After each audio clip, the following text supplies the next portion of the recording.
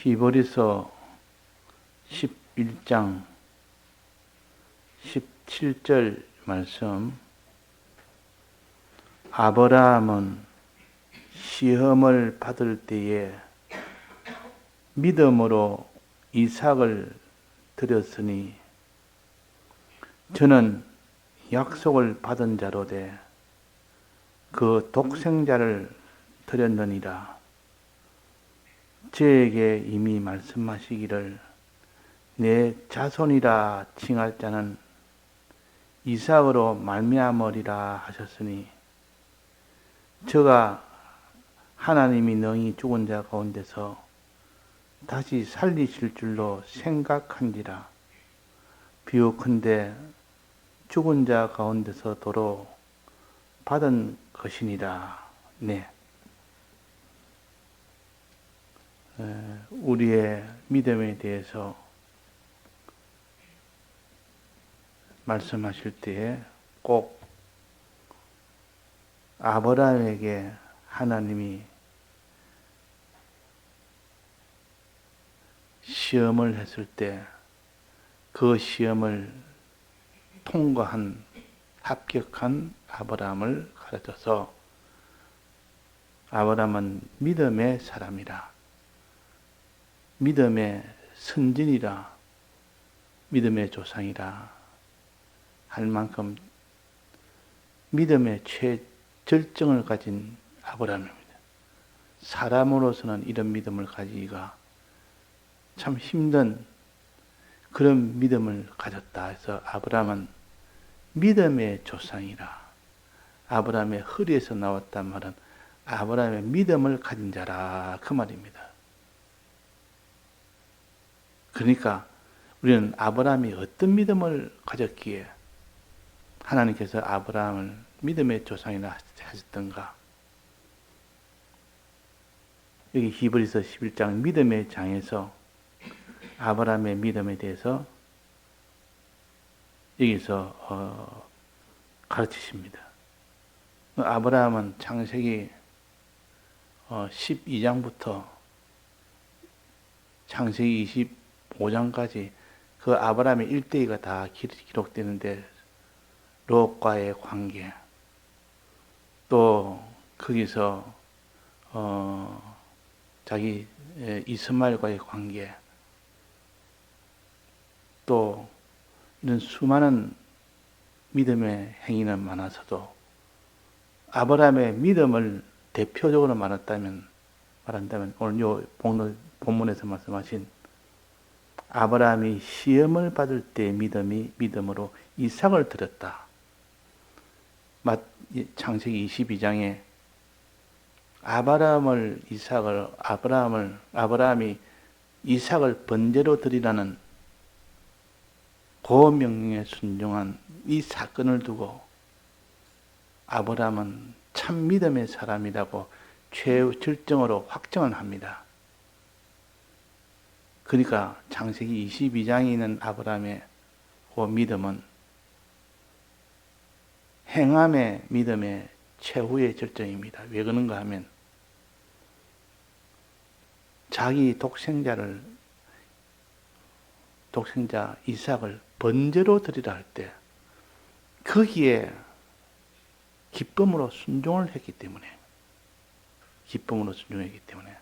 독생자라 그러면 자기 목숨입니다. 자기 목숨을 드리라 했는데 기쁨으로 순종할 만큼 그런 믿음을 가진 것이 아브라함이요. 사람이 목숨 앞에는 믿음을 가지기가 심히 힘듭니다. 아무리 믿는다 할지라도 목숨을 바치고 믿으라 할 때는 그때는 다 주저하고 망설이고 믿음이 흔들리는데 최후의 목숨까지도 아낌없이 기쁨으로 드리는 그 행함, 그 이삭을 번제로 드리는 행위.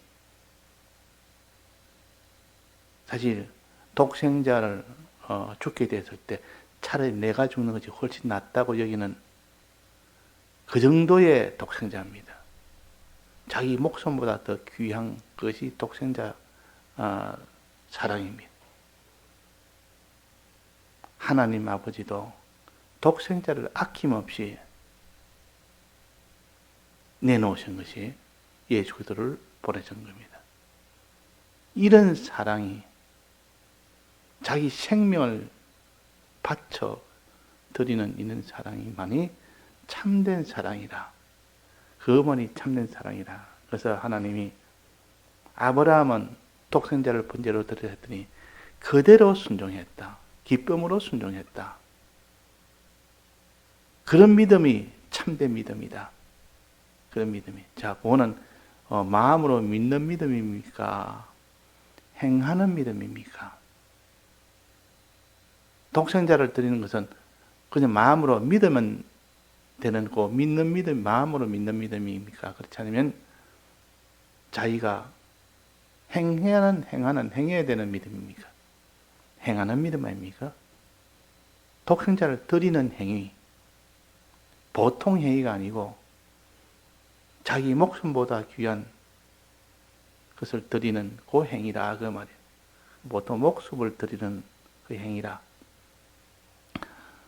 이 행위가 바로 이삭을 번제로 드리는 요 시험을 통한 겁니다. 요 행함의 시험을 통과했습니다. 그래서 아브라함은 독생자를 드린 것은 믿음으로만 아니고 행함으로 어렵다함을 얻었다. 마음으로 믿는 그 믿음은 어떤 그때 믿음을 가졌는가? 독생자를 드릴 때 어떤 믿음을 가지고 자기 독생자를 드리는 행함의 믿음을 이루었는가? 이게 말씀하시기로 이삭을 드렸으니 저는 약속을 받은 자로 돼. 아브라함은 이삭에 대한 약속을 받은 자로 돼. 그 독생자를 드렸느니라. 하나님이 아브라함에게 이삭을 통하여 수많은 자손을 주겠다 그랬습니다. 이 약속은 견고하게 믿었던 겁니다. 마음으로 하나님의 약속을 믿는 그 믿음을 믿음으로 나아간다. 마음으로 믿는 믿음이 견고했던 겁니다. 아브라함은 천하가 누가 뭐래도 하나님이 이삭을 통하여 많은 자손을 주겠다고 한두 번 말한 것이 아니고 성경을 보면 창세기 24장부터 보면 곳곳에 중간중간에 계속 네게 많은 자손을 주겠고 또 큰 땅을 주겠다. 이 약속을 수없이 했고 그 뒤에 이삭을 놓기 전에 이삭을 통하여 수많은 자손을 주겠다고 이삭을 언급을 했습니다. 그러면 이삭은 약속을 받은 자라. 이걸 견고히 믿습니다. 이삭을 통하여 많은 자손을 주리라. 이 약속을 믿고 그 독생자를 드렸던 겁니다.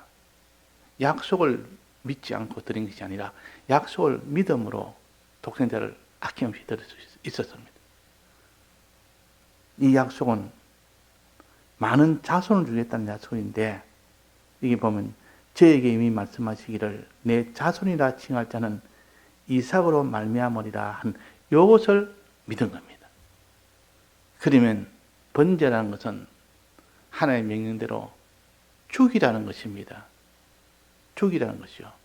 하나님의 말씀이 이삭을 통하여 많은 자손을 주겠다 하는 이 약속과 하나님이 죽이라 하는 이 명령과 이 두 가지는 서로 모순이 될 것 같이 보이나 하나님에게는 모순이 될 수 없는 것은 전능의 하나님이기 때문에 죽은 자를 다시 살려서 부활시켜서 많은 자손을 주겠다는 하나님의 뜻을 아브라함이 깨달은 겁니다.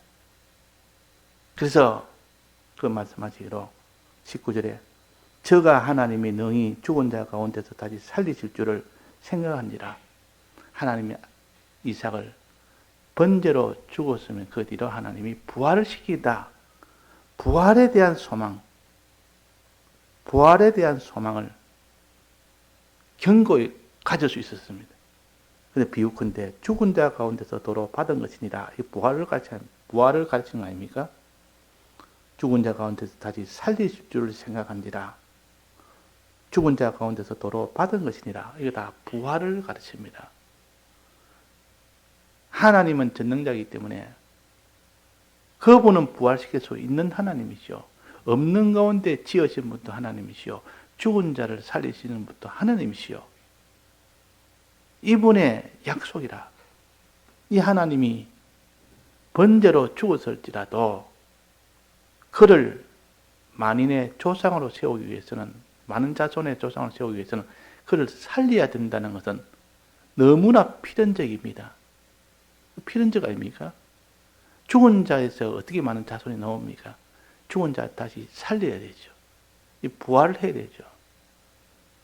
그래서 아브라함은 부활의 도를 여기서 깨닫게 됩니다.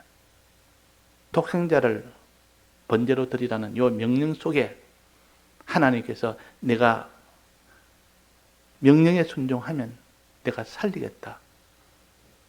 죽은 이삭을 부활시키겠다. 부활시켜서 많은 자손을 내가 약속한 대로 그대로 이행하겠다. 이 뜻이 포함된 거다 말이야. 그러니까 우리가 하나님의 약속을 믿게 견고히 믿으면 지금까지 생각지 못한 이 도를 깨닫게 됩니다. 뭐든지 하나도 견고히 믿으면 지금까지 깨닫지 못한 하나님의 구원의 도리를 깨닫게 되는 일이 되어집니다. 하나님은 아브라함은 이삭은 반드시 모든 자손의 이 모든 씨로 주겠다고 했던 이 약속을 믿다 보니까 부활의 도까지 깨닫게 됩니다. 자, 부활의 도가 신약에서는 이 부활의 도를 전하고 주님의 죽으심과 부활의 도를 전하는 것이 신약의 구원도리입니다. 구원도리라. 주님 우리 위하여 죽으셨고 주님 우리 위하여 부활하심으로 우리가 대속을 받고 우리가 부활을 받는다는 것이요. 이것을 전하는 것이 정의 노릇이, 이것을 전하는 것이. 바울도 이것을 전하는 일을 헬라에 가서, 그리스 그 최고의 문화가 있는 그 도시에 가서 철학자들 앞에서, 이종교 아주 인들 앞에서, 많은 그런 참 이런 학자들 앞에서 예수의 죽음과 부활을 전했다 그랬습니다. 예수의 죽음과 부활을 전했다. 그래서 예수의 죽으심은 주님의 대속이요, 예수님의 부활하심은 우리의 생명이라. 부활해서 생명을 주는 겁니까? 이것을 전하는 겁니다. 이것을 전하는. 그러니까 하나님이 아브라함에게 이삭을 번제로 드리라는 것은 예수님의 부활 도리를 너는 깨달아라. 너희들이 부활에 대한 소망이 없으면 너는 행하지를 못하는 것이 얼마나 많은지 모른다. 너는 행할 때 반드시 부활의 소망을 가지면서 행해라 하는 그런 뜻이 이 속에 포함되어 있는 겁니다. 우리가 무슨 일을 행하도 희생을 해야 되고 손해를 봐야 되고 고문의 희생, 또 가난의 희생, 또 멸시의 희생, 죽음의 희생, 이런 희생의 십자가를 질 때에 부활의 이 도를 믿으면서 그 희생을 해라. 믿으면 그 희생을 할 수가 있다. 부활의 도를 믿지 않고는 누가 희생을 하겠습니까? 누가 가난, 고난, 멸시, 죽음을 누가 기쁨으로 받을 수 있겠습니까? 더 나은 부활을 위하여 그랬습니다. 지금 이 몸보다는 더 나은 부활, 더 나은 부활을 소망하며 어떤 희생이라도 기꺼이 기쁨으로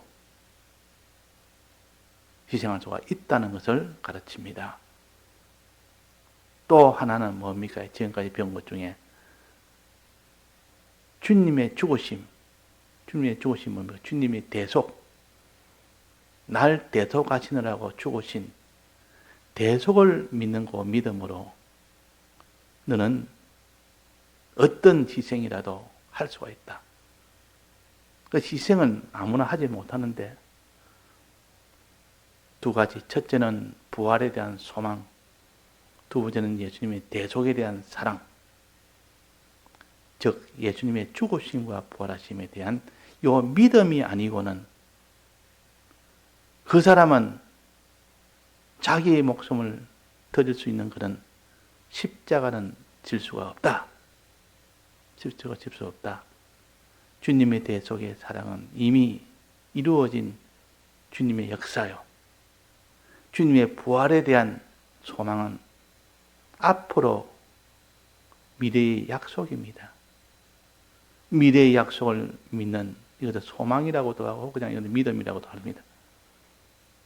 또 과거에 주님 우리 위하여 대속하신 사랑의 이 대속 역사는 이건 이미 지나간 대속이지만 주님의 사랑을 믿는 믿음입니다. 죽으심, 우리 위하여 대신 희생을 죽으신 이것을 믿을 때 너는 무엇이라도 다 행할 수 있는 그런 사람이 된다. 믿음과 소망, 이것이 없이는 사랑할 자는 없습니다. 희생을 하면서 사랑할 자는 없다. 그러나 주님의 대속에 대한 믿음과 부활에 대한 소망이 있는 자는 어떤 환난 속에서도 핍박 속에서도 하나님을 사랑할 수 있고 사람을 사랑할 수가 있다 하는 것을 우리가 알 수가 있습니다. 이 본문에서는 아브라함은 시험을 받을 때에 믿음으로 이삭을 드렸더니, 자, 믿음으로 드렸습니다. 이 믿음은 주님의 대속을 믿는 믿음과 주님의 부활에 대한 소망에 대한 믿음입니다. 부활에 대한 소망은 미래요. 대속에 대한 사랑은 과거요. 과거에 주님이 어떻게 죽으심으로 해주신 것과 또 하나님 미래에 어떻게 소망으로 약속을 이루신 소망으로 이 해주신 것을 이것을 마음에 믿을 때, 즉 믿음과 소망을 가질 때 저는 약속을 받은 자로, 이거는 미래에 대한 소망입니까? 과거의 대속에 대한 사랑의 역사입니까? 미래에 대한 소망입니까? 약속을 받은 자로 돼. 받은 자라 믿고 그 독생자를 드렸다 그 말이에요. 약속을 받은 자로 믿고, 이삭은 약속을 받은 자라. 그러니까 천하 없어도 이삭은 하나님의 약속은 변치 않으니까 1.1도 변함이 없으니까 상황이, 눈에 보이는 상황이 어떻게 변할지라도 상관이 없습니다. 하나님은 초자연의 하나님이요, 초능력의 하나님이요. 눈에 보이는 그것이 이삭이 지금 당장 썩어버려서 없어진다 해도 하나님은 그 약속을 이루십니다. 그래서 부활을 시켜서 하나님은 이삭을 통하여 많은 자손을 준다는 이 약속을 믿었다 그 말이에요. 저는 이미 말씀하시기를 내 자손이라 칭할 자는 이삭으로 말미암으리라 하셨으니 수많은 자손이 이삭을 통하여 난다는 이 부활에 대한 약속을, 그 많은 자손을 준다는, 이삭을 통해 준다는 이 약속을 믿었던 겁니다. 그런데 이삭이 번제로 죽습니다. 그러면 그 뒤에 깨달아 알 수 있는 것은 하나님이 그를 다시 살리실 줄을 안다. 살려야 많은 자손을 줄 거 아니냐. 하나님이 살리는 일은 하나님에게는 아무것도 아니다. 이런 믿음이 또 속에 있었던 겁니다. 전능히 하나님을 믿었던 겁니다. 창세기에 보면 하나님은 창조하는 없는 가운데 창조한 능력도 있고 죽은 가운데서 살리시는 능력도 있다. 그런데 하나님은 이삭이 번제로 죽었다면 살리는 것은 하나님에게는 너무 쉬운 일이다. 아무것도 아니다. 하나님이 그의 능력이 없어 못하는 게 아니라 그 말이야. 죽은 자도 능히 살릴 수 있는 하나님이시라. 능히. 그래서 마지막에 죽은 자 비유컨대 죽은 자 가운데서 도로 받은 것이니라. 부활의 도는 죽은 자 가운데서 도로 받은 것이라. 그러니까 번제로 드리는 말씀이 모순되는 말이 아니고 절망의 말이 아니고 소망의 말이요. 더 나은 부활을 위하는 소망의 말이라. 아브라함은 소망의 말을 들으니까 얼마나 기쁩니까? 그래서 아침 일찍 일어나 모리아산으로 가는 준비를 완벽하게 다 하고 그래서 갔다. 기쁨으로 갔다. 그 말이에요. 기쁨으로. 나의 기쁨이 너에게도 충만하기를 원하노라. 요한복음 15장에 보면 내게 있는 기쁨이 너에게도 충만한 기쁨이 되기를 원하노라. 십자가를 질 때 그때 기쁨은 세상이 모르는 비밀스러운 기쁨인데 이것도 내게 있는 기쁨을 너희에게도 이런 기쁨을 주기를 원한다. 십자가의 기쁨. 십자가는 다 그는 참 불행으로 여기고 그것은 참 없었으면 좋겠다고 여기는 그런 참 것으로 여기지만 우리는 십자가는 기쁨의 십자가다. 십자가를 진 후에 받을 그 모든 영광과 소망을 생각하면 십자가 지는 것이 가슴이 두근거리고 속으로는 한없이 기쁘고 그래서 아브라함은 번제로 드리는 자기 목숨을 끊는 것 같고 자기 외동아들을 죽이는 것 같은 불행한 것이 보이는 속에서도 아침 일찍 일어나 기쁨으로 나아갔다. 왜? 그 뒤 소망을 생각하니까. 다시 살리는 이삭을 생각하고 다시 부활했을 때 이삭을 생각하니 지금보다 훨씬 더 나은 이삭이 돼서 거기서 많은 자손은 이것을 소망하니까 기쁘다 그 말이에요. 또 주님이 날 대속하신 날 위해서 대속하신 죽음의 이 생각을 하면서 이 자기 독생자를 들 수 있었으니 얼마나 기쁩니까? 주님 날 대속하신 죽음의 희생을 했으니 나도 거기에 어긋만 일이라도 그와 같은 희생을 내가 하리라 하니까 너무 감사하고 기뻐서 이 두 기쁨을 가지고 그 사람은 십자가의 길을 기쁨으로 갈 수가 있습니다. 구련의 십자가는 그래서 억지로 지는 십자가라. 기쁨이 없이 할 수 없어지는 사람 눈치 때문에 지는 십자가입니다. 그런 십자가는 하나님은 원치를 않습니다. 그 십자가는 우리에게 주신 하나님이 주신 십자가는 아닙니다. 이 구련의 사람이 진 십자가는 사람들이 옆에서 자꾸 독촉을 하니까 할 수 없어진 십자가요. 그러나 주님이 우리에게 주신 십자가는 기쁨의 십자가라. 기뻐서 부활에 대한 기쁨과 주님의 사랑에 대한 기쁨이 속에서 넘쳐나서 원하고 원하는 십자가지 구련에 같이 억지로 짓는 십자가가 아니라 하는 것을 우리가 알아야 됩니다. 그래서 아브라함은 부활에 대한 소망을 가지고 독생자를 드렸고 주님에 대한 대속의 사랑을 가지고 독생자를 드렸습니다. 얼마나 이 이삭을 사랑했으면 이삭이 부활했을 때 그 뒤에 오는 이삭을 생각하면 죽이는 것은 참 잔인하게 보이고 미워하는 것 같이 보이지만 실은 그게 아니라 더 나은 부활을 통하여 더 좋은 이삭으로 다시 살아나는 그 이삭을 사랑하는 위하는 그 마음으로 번제로 드리는 겁니다. 그 마음으로 번제를 드렸다 그 말이에요. 그러니까 사람들이 자식을 어떻게 저렇게 키우지? 저렇게 참 모질게 키우지?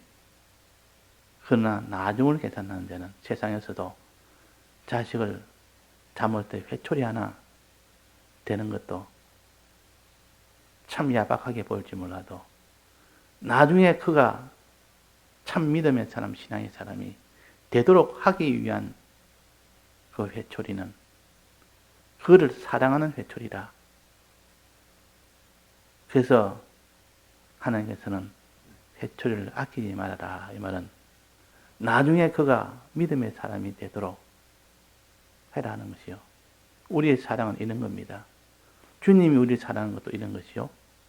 우리도 주님처럼 이런 사랑을 해야 된다.